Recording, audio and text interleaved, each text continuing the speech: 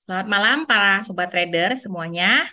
Perkenalkan saya dengan Asy Marwana Hutapea, Wakil Pialang di PT HSB Semesta Berjangka. Selamat bergabung di webinar kita malam ini.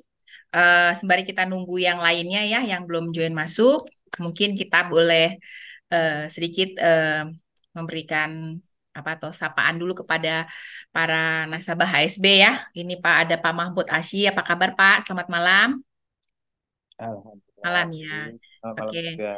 Nanti kalau misalnya ada pertanyaan, langsung dibuka aja ya mic-nya ya. Nanti langsung Iya, iya. eh, ditanyakan aja ke mentor kita. Kemudian ada Pak Langgeng Supriyanto. Selamat malam Pak Langgeng, apa kabar Pak? Mungkin lagi ngambil kopi ya. Selamat malam Pak Yosi atau Bu Yosi nih? Ibu, Ibu, oke.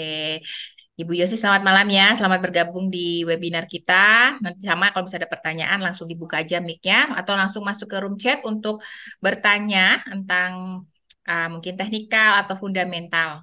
Ya, di sini nanti para nasabah HSB boleh bertanya-tanya tentang peluang nanti besok pagi ya Pak, jam 2 ya untuk data VOMC meeting, di mana mereka akan biasanya membahas tentang kenaikan suku bunga dan proyek ke depannya seperti apa. Oke, selamat malam Kiki aja, Ibu atau Bapak nih? selamat malam Bu Asima sama Ya, Pak Michael. ya, selamat malam. Selamat bergabung ya Ibu ya. Nah, Iya siap.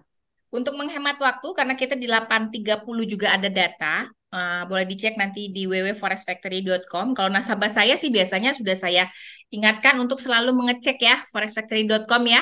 Dan pelan-pelan sudah mulai harus menggunakan indikator, jangan khawatir nanti para mentor kita yang boleh ditanya-tanya juga tentang indikator yang mungkin Bapak Ibu sering gunakan, tapi mungkin masih sedikit miss ya, atau masih sedikit bingung ya, boleh nanti ditanyakan juga, atau mungkin kalau misalnya ada open posisi, baik di Forex, Index, US Oil, atau misalnya di US Stock juga boleh nanti ditanyakan ya. Untuk menghemat waktu, uh, sembari kita nunggu data nanti jam 8.30, mungkin Bapak Ibu juga udah siapkan pertanyaan-pertanyaan, nanti bisa masuk ke room chat dulu ya. Atau nanti nanti kalau misalnya Pak Michael beri kesempatan untuk bertanya, juga langsung boleh bertanya ya. Baik, saya berikan waktunya untuk Pak Michael. Silakan Pak, dibuka Pak. Ya, selamat sore menjelang malam teman-teman semuanya. Selamat datang di webinar trading peluang profit menuju rilis data FOMC. Seperti judulnya, kita akan membahas pergerakan teknikal maupun fundamental pada produk-produk yang terpengaruh oleh data FOMC dan cenderungnya produknya adalah US dollar. Jadi semua mata uang dan semua pair yang berpasangan dengan US dollar akan terpengaruh oleh rilisan data FOMC ini. Kita mulai saja. Apa itu FOMC? Nah, FOMC adalah singkatan dari Federal Open Market Committee. FOMC adalah salah satu komite dari Federal Reserve System di Amerika, Federal Reserve System atau yang umumnya disebut kita kenal sebagai The Fed. Nah, ini adalah bank sentral Amerika di mana FOMC ini adalah komite yang menentukan kebijakan-kebijakan bank sentralnya. Jadi FOMC itu adalah sebuah kelompok di dalam Bank Sentral Amerika yang bertanggung jawab untuk mengambil keputusan kebijakan moneter, termasuk penetapan suku bunga seperti yang nanti akan terjadi di jam 2 pagi, dan langkah-langkah lainnya yang berkaitan dengan pengendalian uang dan kredit di Amerika Serikat. Nah, keputusan-keputusan FOMC memiliki dampak signifikan terhadap ekonomi Amerika Serikat dan mempengaruhi pasar keuangan global. Jadi, efeknya itu selain langsung terhadap Amerika, namun juga mempengaruhi pasar keuangan global. Kenapa seperti itu? Karena dolar masih menjadi acuan nilai tukar dunia. Jadi, pelemahan dan penguatan US dollar mempengaruhi signifikan pasar keuangan global. Salah satu kebijakan yang sering diperhatikan adalah Federal Funds Rate atau tingkat suku bunga yang ditetapkan oleh FOMC yang nanti akan dirilis jam 2 pagi. Keputusan ini dapat mempengaruhi nih tingkat suku bunga secara umum, likuiditas pasar, dan tingkat investasi.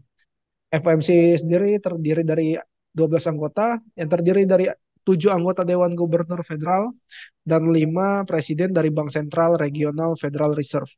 Ketua Federal Reserve juga mengepalai FOMC. Jadi mereka bertemu secara berkala kira-kira 8 kali dalam setahun untuk mengevaluasi kondisi ekonomi dan membuat keputusan kebijakan moneter. Jadi FOMC di akhir tahun ini akan penting karena sebelum bank-bank itu libur, mereka akan menentukan kebijakan yang cukup fundamental di akhir tahun karena ini adalah penutupan tahun atau kuarter keempat dalam periode evaluasi bank. Jadi tentunya FOMC nanti malam akan sangat berpengaruh seperti itu. Nah, pengaruh FOMC, pengaruhnya adalah Badan Kebijakan Moneter yang bertanggung jawab ini akan memberikan banyak pengaruh yang signifikan pada forex, terutama seperti yang saya bilang terhadap pasang mata uang US dollar. Nah, beberapa pengaruh FOMC pada dasarnya yang satu adalah perubahan suku bunga. Keputusan FOMC untuk menaikkan atau menurunkan suku bunga federal dapat mempengaruhi nih keputusan investor untuk berinvestasi dalam mata uang AS. Jadi naik atau turunnya suku bunga tentu akan mempengaruhi investor, mempengaruhi kita para trader untuk melakukan eksekusi sell atau buy di market ketika rilisan data itu terjadi. Kenapa? Karena kenaikan suku bunga cenderung membuat mata uang AS lebih menarik sehingga dapat menguatkan US dollar. Kenaikan suku bunga lagi-lagi akan menjadi pendorong US dollar untuk menguat. Nah, yang kedua adalah keterangan konferensi pers. Setiap kali FOMC mengumumkan keputusan suku bunga, ketua FOMC biasanya menyelenggarakan pers. Biasanya kalau teman-teman lihat Forex Factory, di jam 2 ada keputusan suku bunga, lalu di setengah 3 akan ada press release tentang kondisi dan kebijakan ekonomi yang akan mendatang. Nah, keterangan tersebut dapat memicu volatilitas pasar dan mempengaruhi nilai tukar mata uang. Jadi biasanya ketika rilisan suku bunga terjadi, harga akan cukup bergerak, tapi pergerakan utamanya adalah ketika rilis di jam setengah 3. Jadi teman-teman masih punya setengah jam untuk bisa menganalisa kemana pergerakannya. Walaupun nanti ketika pergerakan suku bunga juga biasanya itu udah volatile gitu. Proyeksi ekonomi yang ketiga, FOMC juga akan merilis nih proyeksi ekonomi yang mencakup pertumbuhan ekonomi, inflasi, dan proyeksi suku bunganya. Informasi ini dapat memberikan pandangan jangka panjang tentang arah kebijakan moneter dan mempengaruhi sentimen pasar. Jadi proyeksi ekonomi ke depannya juga akan dirilis. Seperti yang saya bilang, di akhir tahun tentu proyeksi ekonominya akan panjang. Ketika mereka merilis pernyataan di akhir tahun atau di kuartal keempat penutupan, biasanya mereka akan memberikan evaluasi-evaluasi penting untuk proyeksi di tahun depan. Dan proyeksi itu akan mengundang sentimen pasar dan akan volatile. Yang keempat, peluang trading yang luas. Pengumuman FOMC sering menciptakan peluang uh, karena perubahan yang cepat dalam nilai tukar mata uang.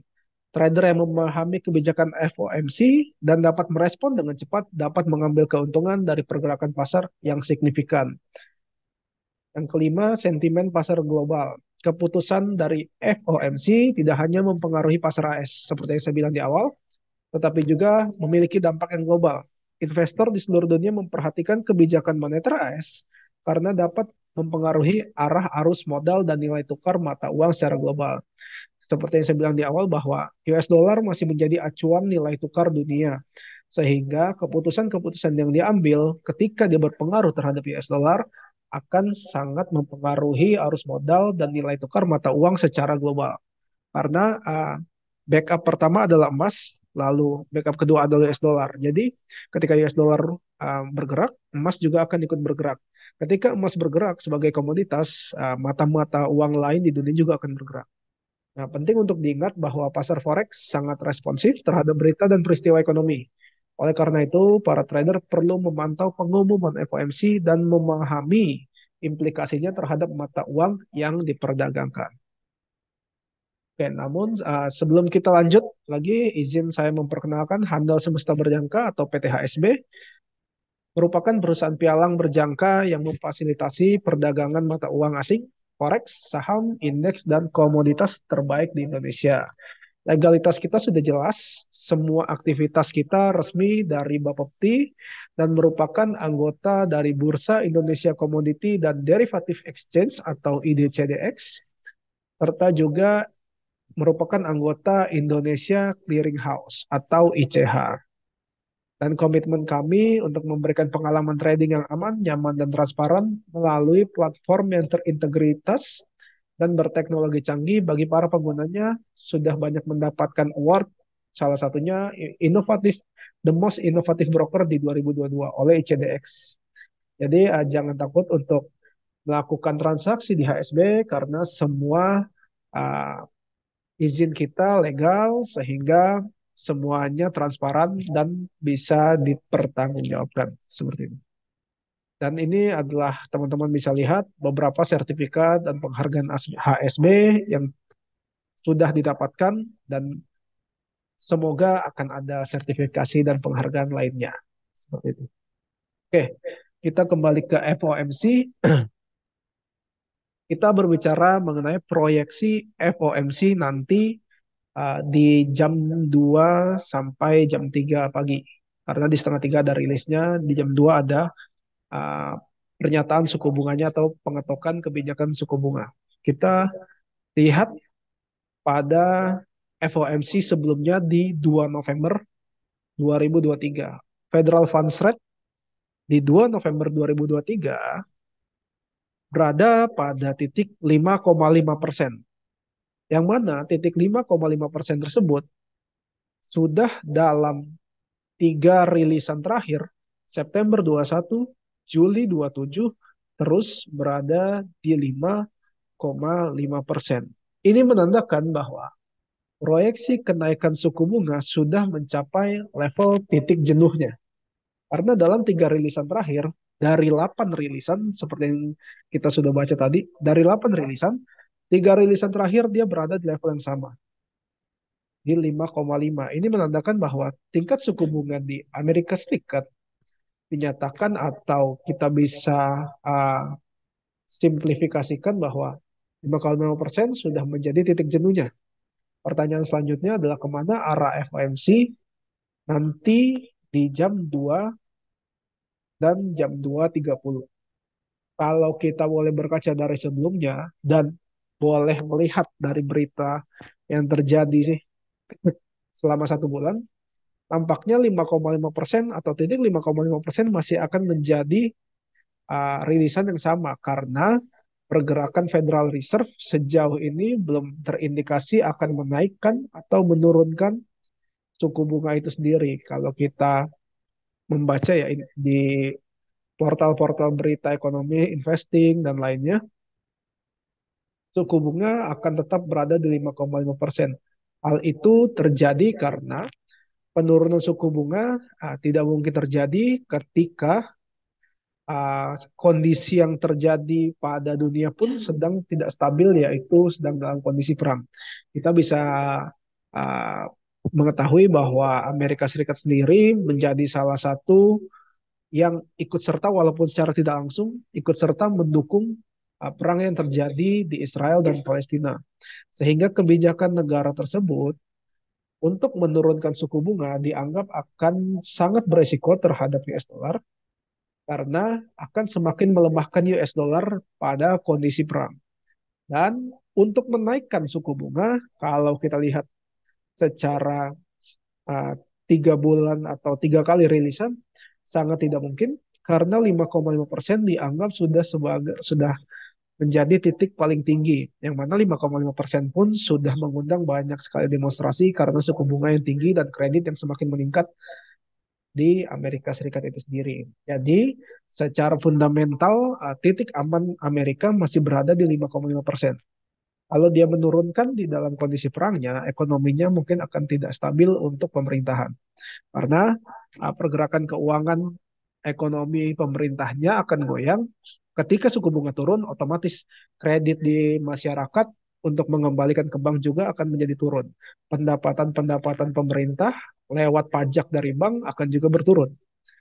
Oke, kalau dia menaikkannya, kondisi sosialnya akan menjadi kurang baik karena dengan 5,5% pun sudah banyak terjadi demonstrasi karena kredit yang tinggi yang harus dikembalikan ke bank. Jadi secara fundamental 5,5% masih akan menjadi data yang akan dirilis. Karena proyeksinya pun seperti itu.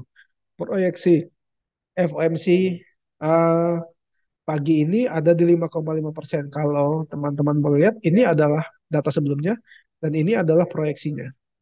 Nanti rilisannya ada di sini kalau yang suka ngelihat Forex Factory ya. Dan di sini. Nah, rilisan sebelumnya dan proyeksinya masih sama di 5,5%. Mengindikasikan kemungkinan terbesarnya adalah dia tetap di 5,5%. Lalu ketika kita sudah sepakat bahwa 5,5% menjadi kemungkinan terbesar, semua berbicara mengenai probabilitas ya kemungkinan. Kemungkinan terbesarnya adalah di 5,5%. Lalu kemanakah pergerakan arah US dollar?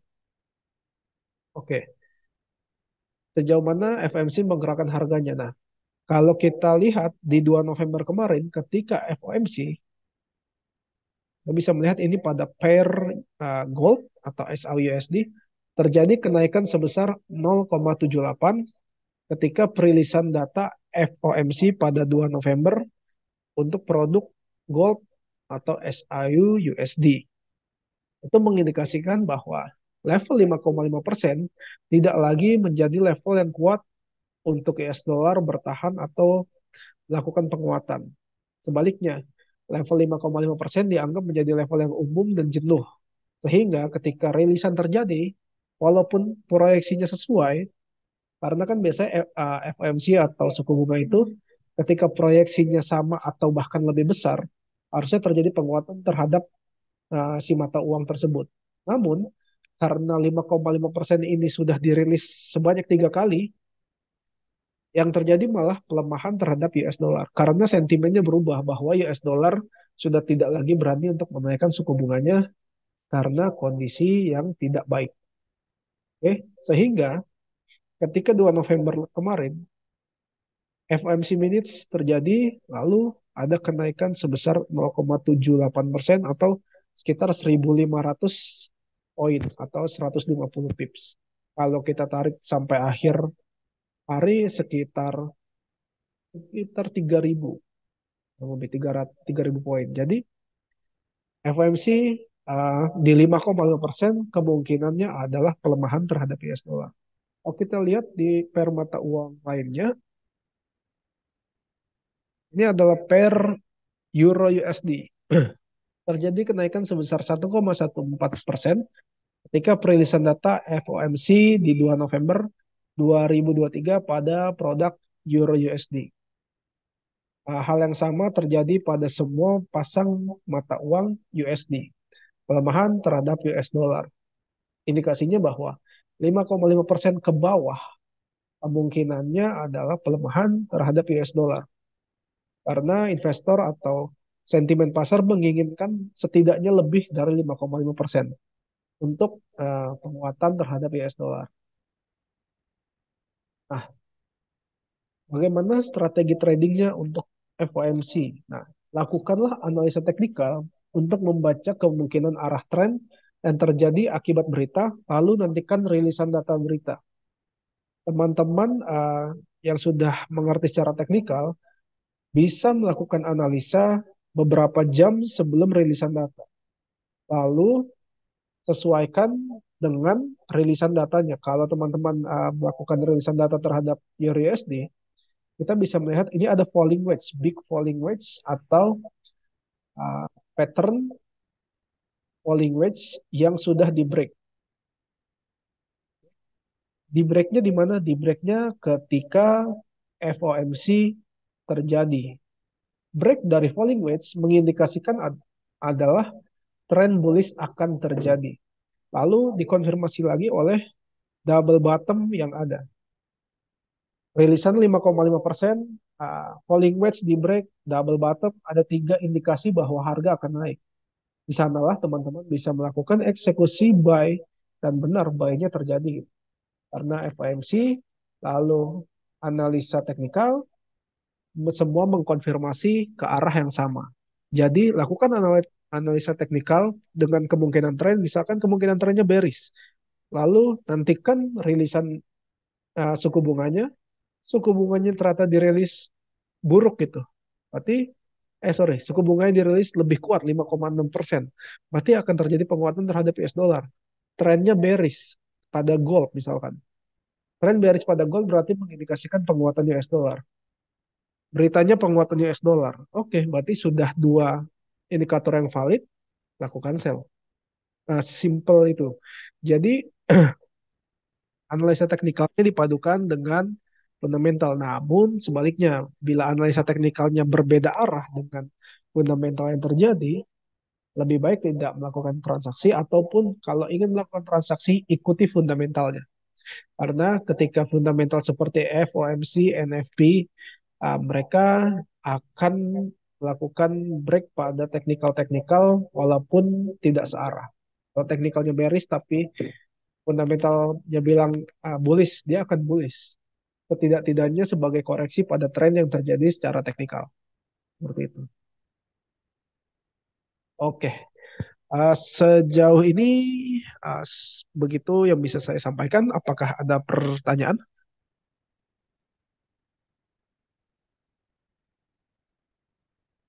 Ya, Baik, coba kalau kita perhatikan ada di room chat ya Pak. Kalau ya. masih belum melemah, Audi bisa naik sampai di mana targetnya Mas? Oh, oke. Jawab Pak. Pak Michael, dari data-data sebelum invasi di Amerika mulai mendingin. Dan ekonomi melemah. Apakah data-data kemarin FOMC malam ini dolar akan melemah? Kalau misal dolar melemah, USD bisa naik sampai di mana targetnya dan kalaupun dolar menguat, Posisinya saya baru. beli. Oke, kita coba lihat bedah di LUSD. Oke, teknikal ya Pak ya. Ya, Saya indikasikan Bapak sedang berada di buy di sini. Secara fundamental, rilisan 5,5% di 2 November kemarin membuat US dollar melemah, yang artinya US dollar melemah, out USD akan melemah. Lalu kita bisa melihat tarikan kemana out USD bila terjadi pelemahan terhadap US dollar. Tentu yang pertama akan digapai adalah level ini, karena ini adalah resisten pertama 66185, 066185, 66825. Ini bisa dibilang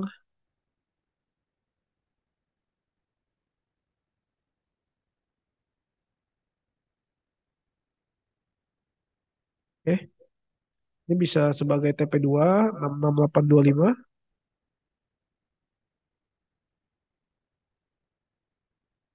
TP1.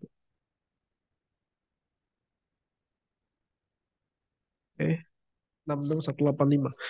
Itu bila rilisannya baik atau di 5,5, dia akan bisa ke 66185 dan 66825.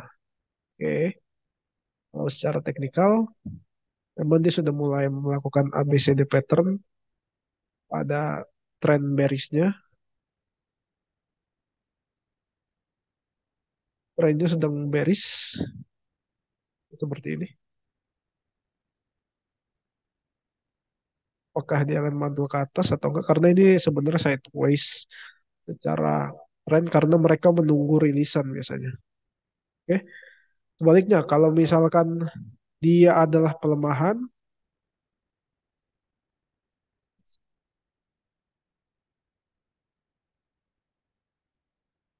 dia hadir sebagai pelemahan. Kita nggak tahu ya di akhir tahun, siapa tahu FOMC akan merilis dinaikin lagi 0,1%, yang mana berarti adalah penguatan terhadap US dollar.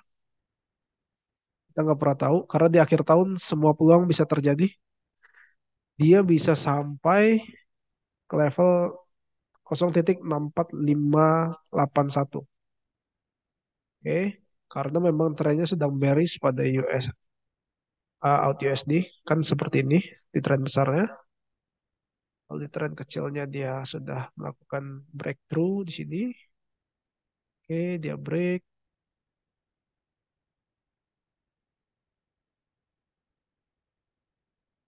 Namun yang harus diwaspadai adalah 3 kali rilisan di 5,5, apakah FOMC selanjutnya akan tetap di 5,5? Itu yang menjadi pertanyaan besar. Bila dia lebih besar, tentu akan menjadi pergerakan masif terhadap US dollar atau penguatan terhadap US dollar. Kalau kita pairingnya dengan AUD USD, berarti pelemahan yang masif terhadap AUD USD. Seperti itu.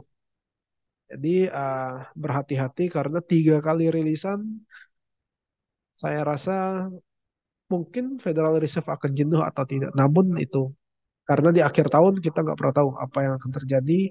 Rilisan akhir tahun biasanya cukup masif seperti itu. Jadi lebih berhati-hati pada FMC-nya nanti.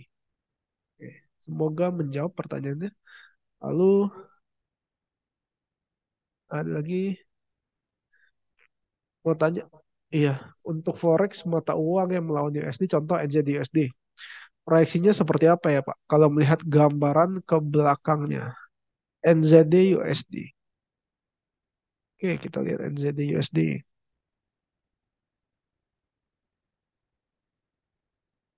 Oke, NZD USD juga masih dalam tren bearish karena sudah melakukan struktur break di sini.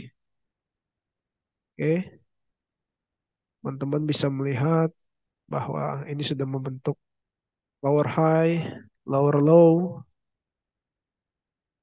higher low, sorry, lower low, higher low. Dia akan seperti ini.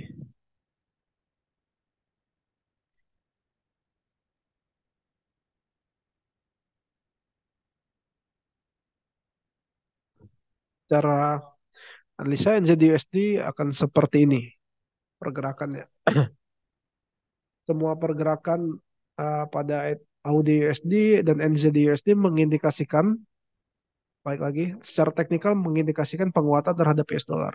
Namun penentuannya nanti di FOMC. Karena setelah FOMC di minggu ini, lalu di Jumat ada beberapa data, sisanya di 2 minggu terakhir tidak akan terlalu volume pasarnya karena sudah mulai libur akhir tahun dan Natal di Amerika. Sehingga makanya saya bilang perilisan FOMC nanti bisa jadi Federal Reserve bisa mengambil sebuah keputusan yang cukup fundamental di akhir tahun, menimbang proyeksi tahun depan. Bisa jadi mereka sengaja menaikkan suku bunganya agar proyeksi di tahun depan US dollar tetap menjadi stabil dan kuat karena uh, perang yang masih belum usai gitu.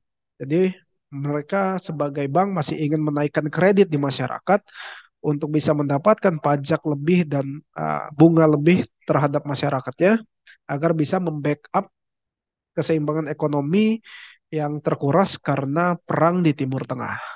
Seperti itu. Oke, ada lagi. Terima kasih sama-sama Pak Kiki. Apakah ada open untuk pair malam ini Pak? Pak Yosi.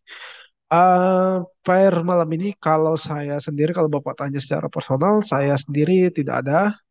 Karena saya lebih memilih melihat bagaimana pergerakan FOMC aja. Kalau secara kesempatan belum terlihat juga. Seperti itu. Selamat malam Pak. Untuk gold, apakah mantul ke atas atau longsor? Oke, gold. Oke, semua pair yang berpasangan dengan USD, Pak siapa Pak Satria, semuanya akan ranging sama seperti yang tadi saya bilang. Mereka semua menunggu data rilis dari FOMC. Gold hari ini ranging. Dia selalu berada di level pantul 1975. Ah, mendekati 1975 mantul, mendekati 1975 mantul lagi. Sudah dari beberapa hari yang lalu. Jadi keputusannya ada di FOMC. Kalau kita lihat H4, tren besarnya. Yang menarik adalah semua teknikal itu mengindikasikan penguatan terhadap US dollar. Ini kan dan ini sudah di break, moving average sudah di break, berada di bawah moving average.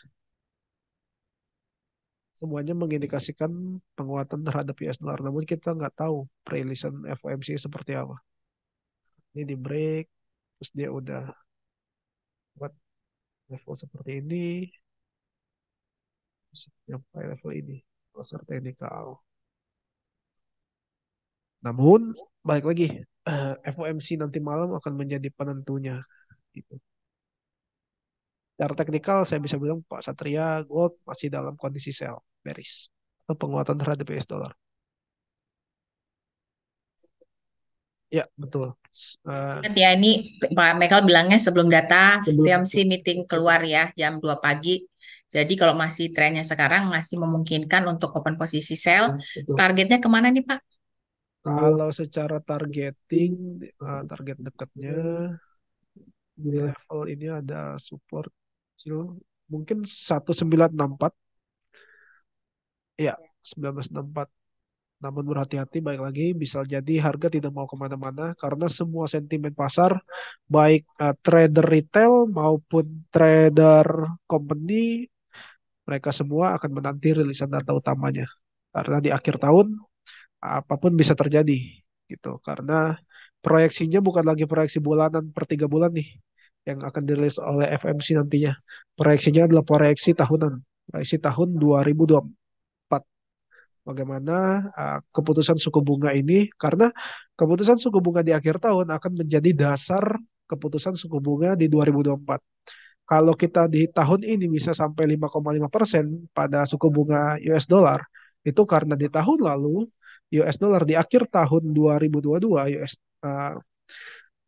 Amerika memberikan kebijakan sampai ke 5,2% gitu. Jadi kenaikan di akhir tahun atau penurunan di akhir tahun akan mempengaruhi tahun berikutnya. Jadi nggak menutup kemungkinan bahwa rilisan FOMC ini akan mengejutkan, bisa jadi 5,6 seperti itu. Jadi kalau Bapak Ibu mau sell masih memungkinkan atau dengan eh, acuan geser TPSL ya Pak. Kalau misalnya memang masih mau open posisi sell, si TPSL-nya digeser. Jadi TP yang pertama itu kita pakaiin stop loss ya. Nah, kemudian kalau misalnya sudah mendekati TP1, TP-nya digeser jadi TP2, SL-nya di TP1. Ya, karena ini targetnya mungkin panjang, tapi ketika nanti data itu keluar terjadi pembalikan arah, close-nya close profit ya Pak ya. Ya, Gitu. Oke, ada lagi nih Pak di ruang chat, ada lagi yang nanya Pak. Lagi. Ya, jadi NZD USD sarannya ambil apa ya? NZD USD saran saya nantikan FOMC. Semua yang pair dengan USD lebih, saran saya lebih ke pastikan FOMC udah rilis dulu. Tuh, karena terlalu beresiko untuk mengambil trade ketika data utama itu belum keluar. Karena ini datanya data penting yaitu suku bunga. Masalahnya nanti ada press release ya Pak ya. Ya. Press release-nya ini yang mungkin bisa jadi pembalikan arahnya ya Pak. ya, betul. Gitu. Tapi kalau misalnya mau jangka pendek-pendek aja sih sell masih memungkinkan. Ya, Mm-mm. secara bearish. Secara bearish. Kalau Kalau teknikal masih bicara bearish, tapi nanti ada fundamental nih yang bisa mementalkan semua teknikalnya karena ini data besar yang ditunggu semua banyak trader. Selain non-farm payroll ya Pak ya. ya, betul. Ini Baik. Ada lagi yang mungkin mau bertanya Pak? silakan ingin bertanya. Ya. Cukup banyak waktu. Bapak Ibu yang mau menantikan data FOMC meeting, boleh dicek nanti di www.forestfactory.com. Apa itu untuk di handphone tuh pakai Mini Opera ya. Kalau nggak pakai Mini Opera dia nggak bisa buka ya. Jadi download Mini Opera untuk bisa buka forestfactory.com-nya. Jangan lupa setting waktu Indonesia Jakarta. Jadi nanti pada saat data itu keluar, waktunya sama di jam 2 pagi. Ya.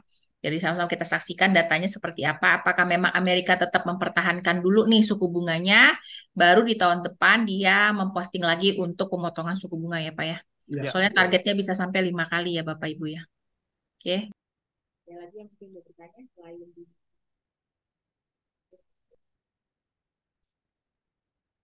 Ya, Mungkin di pair-pair lain. Atau ada yang mau bahas tentang teknikal, Bapak Ibu yang masih belum paham ya, boleh ya, nggak apa-apa. Di sini kita sama-sama belajar, sama-sama menggali pengetahuan tentang trading ya. Jadi jangan segan-segan untuk bertanya. Buka mic juga boleh ya Bapak Ibu ya. Silakan ya. Yang mau bertanya langsung ke Pak Michael juga boleh. Monggo silakan. Mungkin Pak Mahfud ada yang mau ditanyakan Pak? Atau Ibu Etin? Atau para sobat trader yang lainnya yang mau berbagi informasi atau mungkin pertanyaan juga boleh ya Pak. Gimana? Baik, mungkin lanjut ke teknikal lagi Pak. Ini ada nanya target 5 kali apa maksimal di tahun depan. 5 kali pemotongan suku bunga. Oh, iya. Proyeksi tahun depan ya itu sebagai proyeksi bisa jadi ada 5 kali pemotongan suku bunga karena memang sudah di titik jenuhnya. Bisa jadi pemotongannya 0,1, 0,1 bisa jadi juga ada kenaikan. Jadi seperti yang saya bilang, akhir tahun menjadi penentu untuk tahun depan. Jadi FOMC kali ini harus sangat berhati-hati. Karena 3 kali rilisan bisa menjebak. Mungkin teman-teman nyaman dengan 5,5%. Setiap 5,5% US dollar akan melemah. Lakukan buy terhadap semua pasang pair US dollar. Tapi ternyata FOMC memberikan kejutan. Tidak ada pemotongan, malah penambahan. Jadi lebih berhati-hati karena semua data, saya boleh bilang bahwa data di akhir tahun ini data yang sangat belum jelas untuk diproyeksikan. Karena 3 kali di level yang sama, secara psikologis harusnya jenuh. Namun uh, pada akhir tahun semua kesempatan atau semua kemungkinan bisa terjadi. Seperti itu. Terima kasih banyak. Ya, sama-sama Ibu Kiki. Oke, ada lagi kah yang ingin tanyakan?